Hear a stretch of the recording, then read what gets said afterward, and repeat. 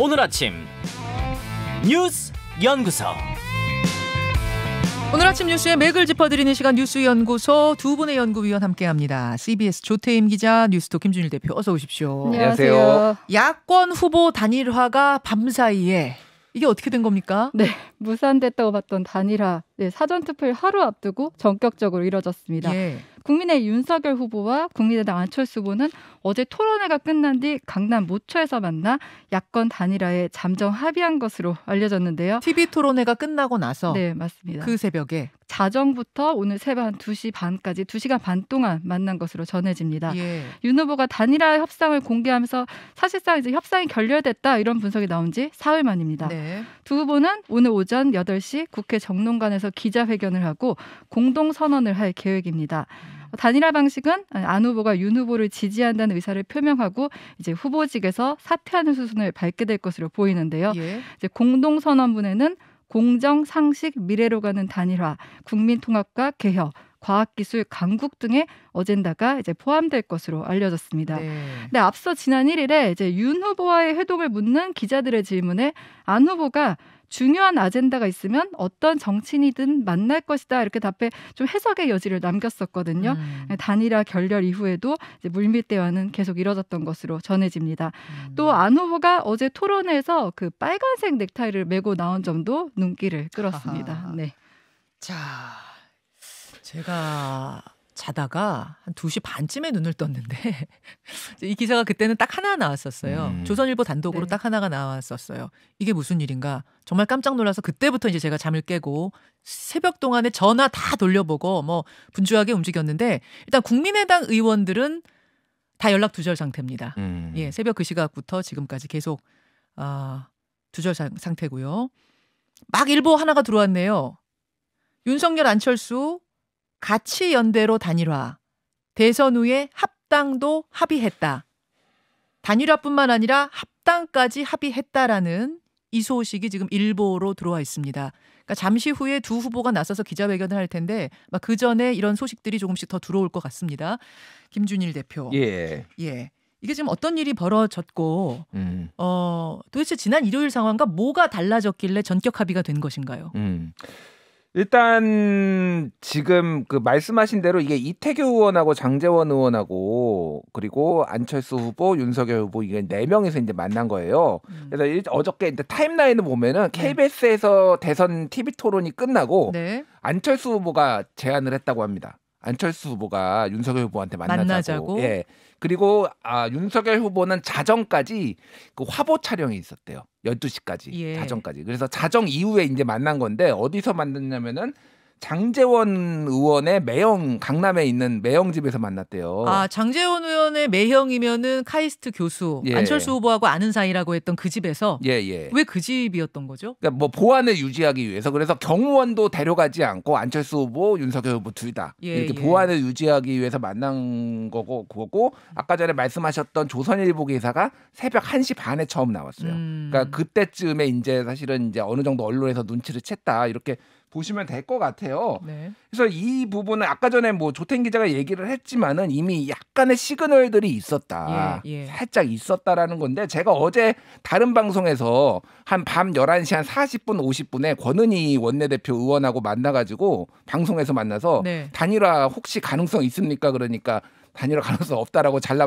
말씀하셨거든요. 어젯밤 11시 반에 KBS TV 출연하셨잖아요. 거기서 그 질문 하셨는데 11시 반만 해도 권은희 원내대표가 없다고 단정적으로 말했어요. 그러니까 아주 비밀리에 전격적으로 이루어졌다 이렇게 좀 해석을 할 수가 있는 거죠. 어떻게 보면. 아니 두 가지죠. 예, 비밀리에 전격적일 수도 있고 아니면은 아직 결과를 모르기 때문에 권은희 원내대표가 뭐 그렇게 말할 수밖에 없었던 걸 수도 있고. 그렇죠. 여러 가지 그렇죠. 이제 해석이 있는데 굉장히 하여간 전격적으로 비밀리에 이루어졌을 가능성은 높다라는 거고 이제 단일화의 의미를 좀 간단히 말씀드리면은 일단은 지금 민주당에서 좀 계속 뭐 밀고 있었던 정치 교체 프레임이 있었잖아요. 예. 근데 지금 다시 한번 정권 교체 프레임에 조금 더 많은 힘이 실리게 됐다라는 거, 요거가 있는 거예요. 네. 그리고 그러니까 막판에 민주당 쪽에서 뭔가 계속 변수를 제기를 하려고 판을 흔들려고 했는데 그런 변수를 제거했다라는 거, 이게 지금 굉장히 크다라는 안철수라는 거고요. 변수 하나를 예. 변수에서 빼는 상황이 됐다. 그러니까 실제 뭐 시뮬레이션을 해보면은 표가 정말로 다 그런 안철수의 한 7%, 6, 7%가 다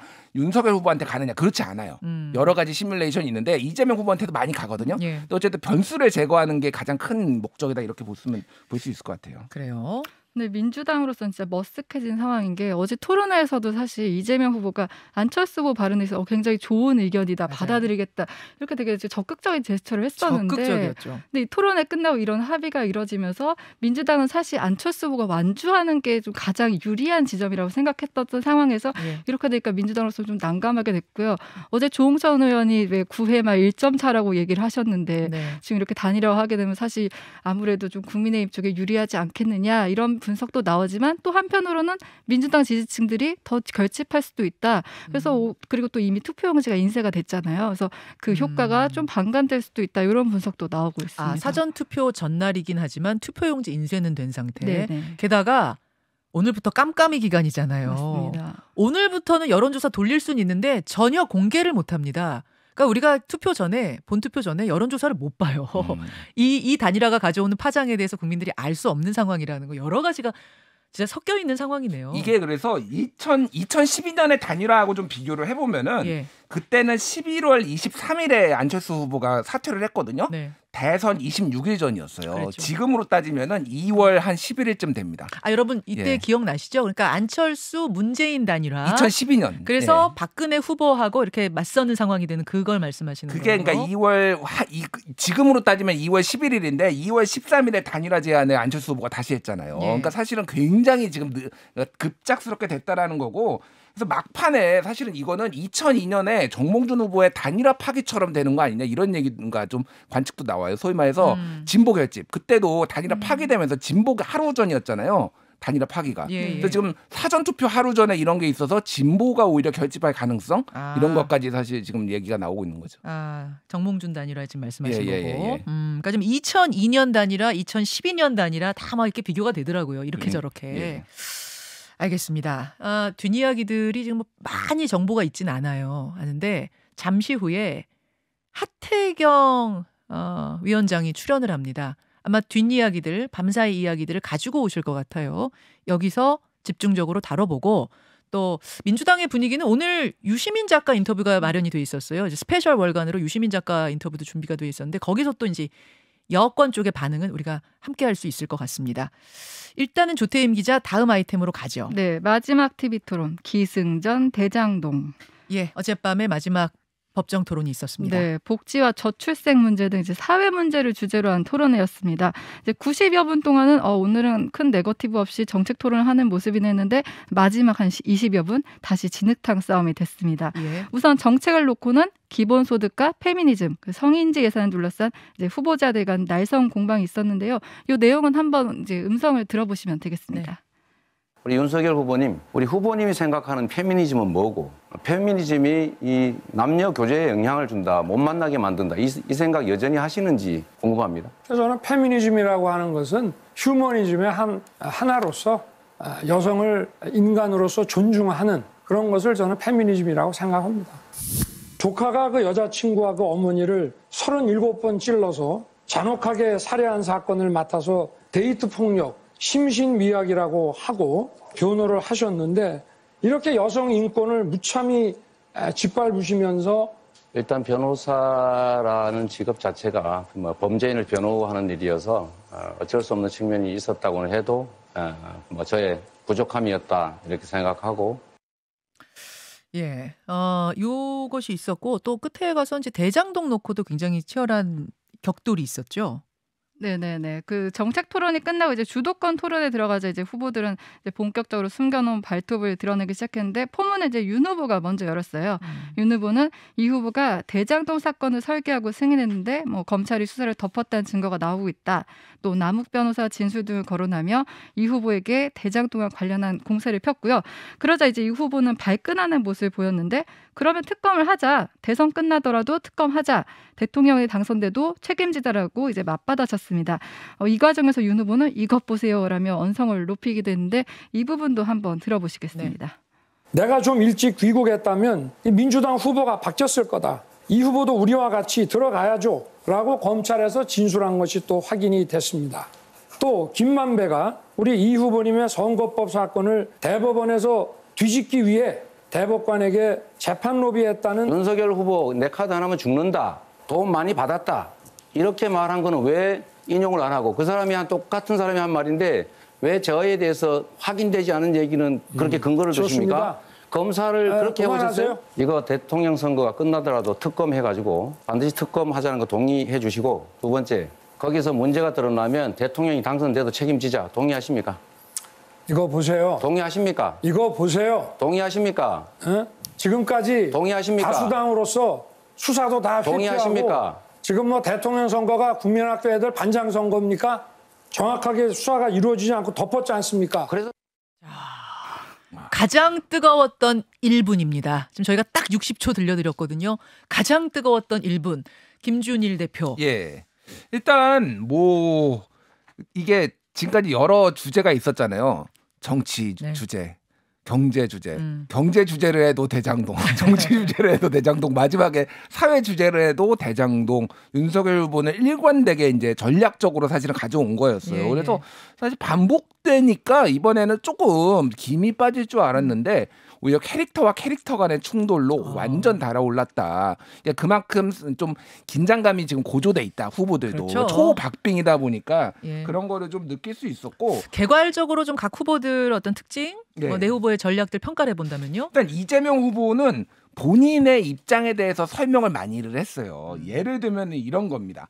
그 민주당의 지자체장 성비위, 뭐 성범죄 이거에 대해서 사과를 했어요. 거기서 예. 갑자기. 그러니까 예를 뭐 그런 거라든지 뭐 이를테면 자신의 뭐 증세 계획에서 밝혀라라고 하니까 뭐 중증 장애인에 대해서 뭐 본인도 잘 안다라고 하면서 전체적으로 보면은 지난 토론에서 조금 너무 과도하게 밀어붙이다가 조금 실점을 했다. 그래서 사과와 자신의 입장 설명하는 것에 좀 더 주력을 하려고 했는데 막판에 이제 크게 부딪혔다. 이렇게 보시면 될 것 같고 심상정 후보는 진보 아젠다를 띄우는데 굉장히 노력을 했죠. 예. 그래서 뭐 김용균 씨 산재 사망 사건과 관련해서 민주당과 윤석열 후보를 다 공격을 했고요. 뭐 이를테면 정규직 고용, 중대재해처벌법에 대해서 미온적인 거 그리고 아예 김용균 씨 어머니 질문을 가지고 왔죠. 예, 맞아요. 어머니 질문을. 같이 KBS에 왔습니다. 그래서 네. 그리고 증세 없는 복지는 허구고 감세하는 복지는 사기다. 이런 또 뭐 약간 명언성 발언도 이렇게 남기고 그래서 진보적 색채를 굉장히 강조를 했고 지금 자기가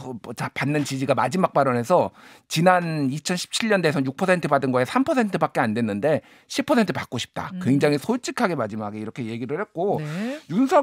안철수 후보 같은 경우에는 윤석열 후보만 사실은 거의 집중적으로 공격했어요. 어제도. 예, 어제도. 그래서 이거 아시냐? 계속 이거는 아냐? 계속 이렇게 물어보고 퀴즈들이 계속 나왔죠. 예, 퀴즈들이 계속 나왔어요. 그래서 이제 감정이 상해서 단일화 때문에 저러나? 그런데 막판에 또 이 대반전이 그리고 있었던 화제가 된 어제 사진이 있었거든요. 그러니까 안철수 후보를 다들 기자들이 집중해서 봤을 거 아닙니까? 근데 윤 후보하고는 냉랭하게 인사를 하고 이 후보 이재명 후보하고는 활짝 웃으면서 인사를 해서 이것도 지금 단일화 결렬된 후에 변화다 막 이런 사진 기사가 났었는데 그 뒤에 깜짝 합의가 있어서 더 깜짝입니다. 그러니까요. 예. 예. 자, 그래요. 어제 TV 토론 모습들 뭐 평가를 지금 좀 해봤고 오늘 말씀드린 대로 월간 하태경 또 스페셜 월간 유시민 이 사전투표 하루 앞두고 이 뭐 여야의 큰 스피커들이 나오시니까요. 이야기를 더 이어가도록 하죠. 두 분 수고하셨습니다. 감사합니다. 김현정의 뉴스쇼는 청취자 여러분의 참여로 이루어집니다. 트위터, 페이스북, 레인보우 게시판 그리고 단문 50원, 장문 100원의 유료 문자 샵 1212, 우물정 1212 통해 참여하실 수 있습니다. 김현정의 뉴스쇼 여러분과 함께 만듭니다.